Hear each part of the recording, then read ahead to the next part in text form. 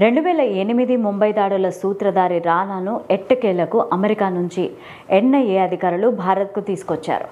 అసలు ఒక డాక్టర్ నుంచి ఆయన నరహంతకుడిగా ఎలా మారారు, ఎలా చిక్కారు? అతన్ని అమెరికా నుంచి ప్రత్యేక విమానంలో తీసుకురావాల్సిన అవసరం ఏముంది? నిజంగా ఆయన అంత డేంజరా?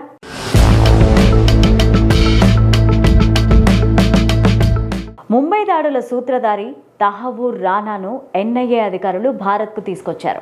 అమెరికా నుంచి వచ్చిన ప్రత్యేక విమానం ఢిల్లీలోని పాలం ఎయిర్పోర్ట్లో ల్యాండ్ అయింది. ఎన్ఐఏ ఆఫీస్ దగ్గర కట్టుదిట్టమైన భద్రతను ఏర్పాటు చేశారు.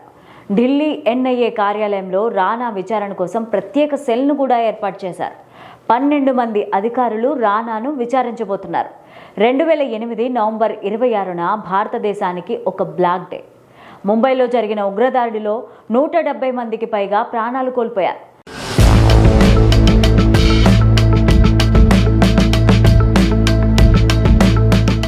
దాడికి పాల్పడిన ఉగ్రవాదుల్లో ఒకడైన అజ్మల్ కసబ్ను సజీవంగా పట్టుకుని విచారణ అనంతరం ఉరితీశారు. అప్పటి నిందితుల్లో పాకిస్తాన్ సంతతికి చెందిన కెనడా పౌరుడైన తహవూర్ రానా ముఖ్యుడు. 2009లో అతన్ని FBI అరెస్ట్ చేయగా రానాను తాత్కాలికంగా తమకు అప్పగించాలంటూ జూన్ 2020లో అమెరికాను భారత్ అభ్యర్థించింది.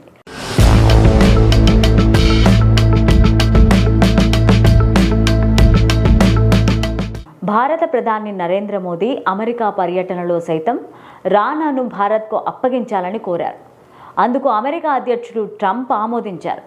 తర్వాత రానాకు భారతదేశానికి అప్పగించడానికి అమెరికా సుప్రీంకోర్టు జనవరి 25, 2024న ఆమోదం తెలియజేసింది.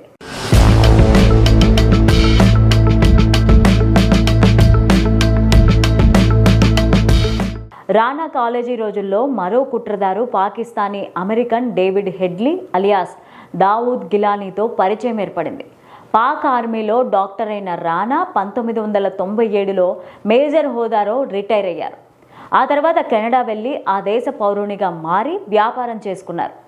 తర్వాత రానా USAలో వీసా ఏజెన్సీ పెట్టగా ముంబైలోని కీలక లక్ష్యాలపైన నిఘా పెట్టిన హెడ్లీ అతన్ని కలిశాడు. దాంతో రానా హెడ్లీకి ప్రయాణ పత్రాలు సులభంగా ఇప్పించడంలో కీలక పాత్ర పోషించారు.